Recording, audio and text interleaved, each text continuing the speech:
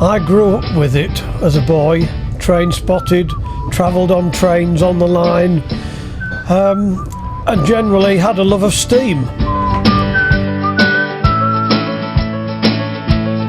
We lived by the trains. My father went to work when one went past, my mother put the dinner out when another one went past. So I've grown up with them.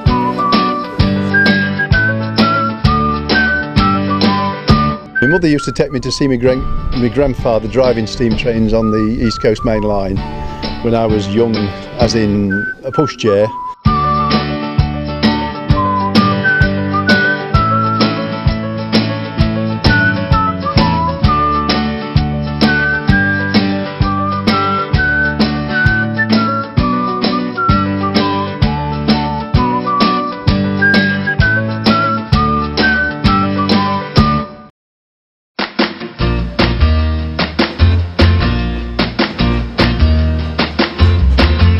For decades, the Great Northern Railway played a vital role in transporting both goods and passengers all over Lincolnshire.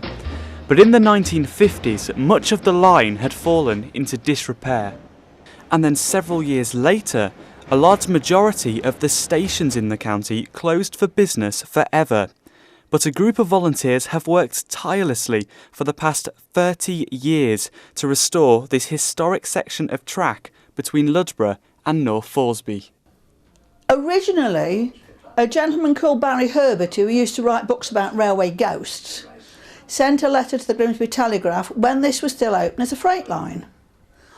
And he got together a group of people. This was 1978, and it was over 2 years before the line finally closed, and they fought to keep it open. We had a lot of opposition in the early days. British Rail were very uncooperative, shall I say, but in the end we actually won them over.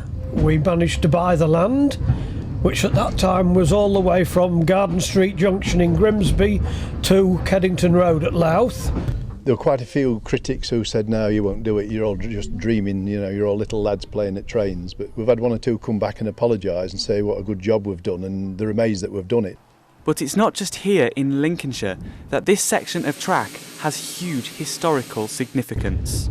I think personally it's very important, not only just for Lincolnshire, but the fact that it was where the first ever Great Northern Railway train ran. Not King's Cross, Doncaster, York, but from Louth to Grimsby on the 1st of March 1848. And for some of the volunteers, such as Olive, it's far more than just helping to restore this line. They've gone one further and bought their own steam engine.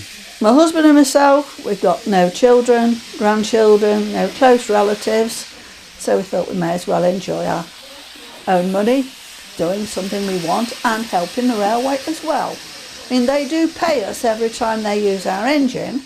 It's not down here simply, as a plaything.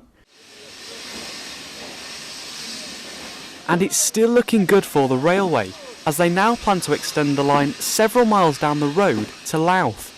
That is, once they've raised the £2.5 million needed to do the work. We're gradually relaying the track.